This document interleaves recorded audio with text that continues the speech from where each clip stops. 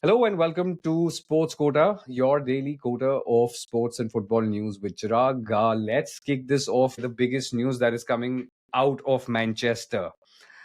Ruben Amorim gets 3 years at Manchester United. This is Sir Jim Ratcliffe coming out and saying that this project needs more time. They don't need any more knee jerk reactions.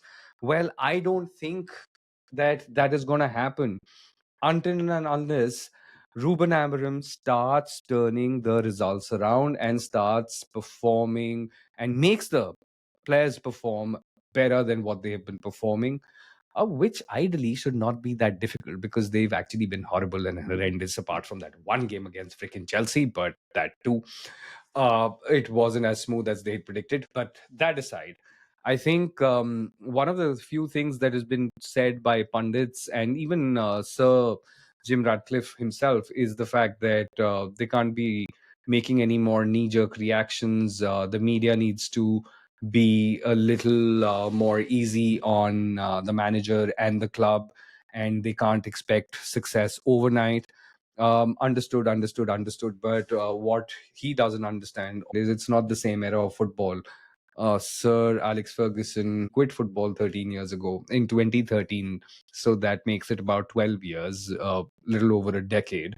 And he managed Manchester United for about 2.5 decades. So in total, we are talking about an era which started 3 decades back. Football has evolved significantly. I don't think even Sir Alex Ferguson would have gotten the kind of time that he got back then if he was to manage Manchester United now.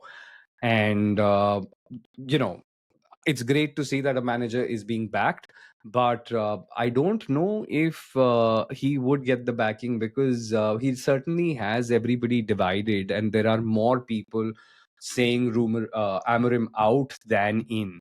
One thing very interesting that I heard from somebody was that Michael Arteta was given time, and look how their Arsenal is dominating. Rightly so, Arsenal have done a fantastic job. But what you also need to understand is that ever since Arsene Wenger retired or left Arsenal in 2018, they've had three managers.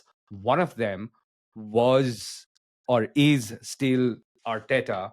They had Unai Emery after Wenger, and once he got sacked in the interim, they had Freddie Ljungberg. So that's about it. And they are a club who have stuck to their traditions, or for that matter, they've always been patient because even when Arsenal weren't winning the titles under Wenger, they still didn't fire him. Arsenal has a different set of DNA altogether. That's not what Manchester United has. The other thing is probably, and I take back the word probably, Manchester United is a bigger club than Arsenal. They are definitely the biggest club in England, if not the world. And that comes with a lot more pressure. So, do I feel that Ruben Amorim is going to stick around for 3 years? I don't think so. Um, if he doesn't turn the performance around and if he doesn't start getting the results, he's gone by January. If the board is hell bent in terms of backing him, he's definitely gone after the summer or in the summer, because there are going to be a lot more managers who are going to be available probably after the World Cup. And he needs to definitely start performing. The fans are not going to give him that kind of time. The media definitely is not, because hey, it is Manchester United, it is England, it is supposed to be the pride of England, or the biggest club in England. They're not definitely not going to be as lenient with Ruben Amorim as Sir Jim Ratcliffe thinks or wants to be. So that's my take on what's happening in Manchester. Other than that, I want to talk about my beloved Chelsea. And how can I not talk about Cole Palmer? Did you happen to see the video of the celebrations after the victory against Liverpool, where, if I'm not mistaken, it was Hato who went and jumped on Cole Palmer, and Palmer was holding his groin. So he seems to be in a bit of distress still, and it's very interesting. I will just give me a second. I'm going to pull out some of the fixtures that Chelsea has upcoming. I don't think we're going to see Palmer in action at least anytime in October. If he recovers, probably a couple of matches here and there, but not too many. I'm just looking for the fixtures and I will tell you what's coming up and what is my expectation of when we get to see Palmer. So, next up on the 18th of October, we have, no, sorry, Nottingham Forest. And then after that, we have on the 22nd of October, Ajax. On the 25th of October is Sunderland. On the 29th of October in the League Cup, we have Wolverhampton. I do see if Palmer is making any sort of progress with his groin injury, he might just get some minutes there because the next big game that we play is Tottenham Hotspurs on Saturday, the 1st of November. I think this is the game that he's going to target to come back. And somewhere after this game or thereabouts, we'll also start seeing Delap. And Delap is going to be like a brand new signing because we barely seen him and he's been out injured. So a lot of exciting time ahead for Chelsea. And I just hope and pray that the win against Liverpool kickstarts a good run of form because the upcoming games are not difficult. They can be a little tricky, but still, on paper, they seem pretty straightforward. I felt that with the Liverpool game, we turned a corner because it was good to see Lavia back in the thick and thin of things. You can see what he brings to the team with the added passing. I mean, one of the best things about Lavia here is that not only in his role does he have to be when he receives the ball, his back is against the goal or the direction that we need to score in, but he's able to make those turns without actually seeing where everybody is, and he somehow knows where the players are, and he has that extra flair that he brings in with his passing and dribbling, and he'll attack more at you. A Caicedo does not give you that, and he will probably play in the through ball and he'll win the duels.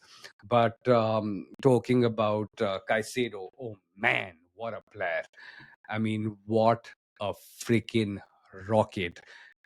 He scored against Liverpool, had me jumping all out of my seat. And man, we are so lucky to have a player like Caicedo in his position. We've always been lucky with this particular position. We've always had some of the best players. I remember I started following Chelsea when Makelele owned this position. In fact, this position was named after him. And then we had Essien, Mikel, N'Golo Kante, and now Caicedo, and a very, very decent backup to him should be Sugo as well. I've heard great things about him. I'll be absolutely honest. I don't know much about Sugo. I haven't seen much of him, but I've heard great things about him. But that aside, what a player. I mean, easily my one of my favorite players. He's a clutch player, that too.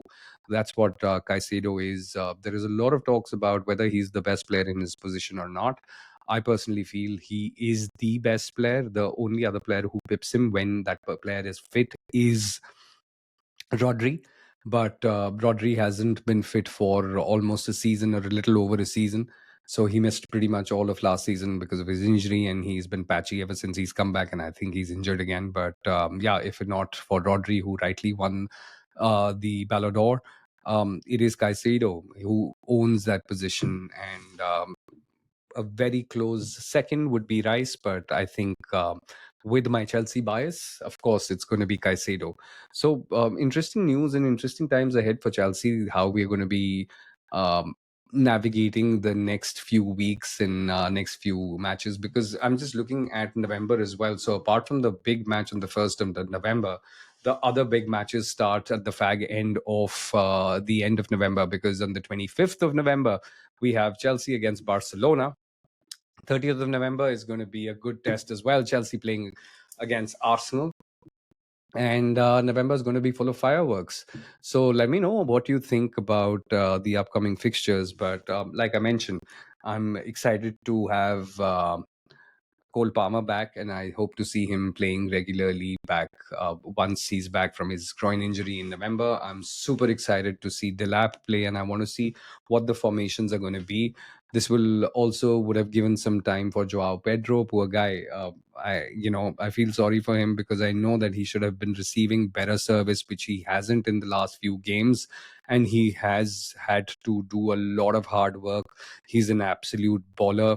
He's right up there amongst my favorite Chelsea players, probably my number three player, most exciting player to watch. Number one is Cole Palmer, number two Caicedo, number three him, and then I have Estevao.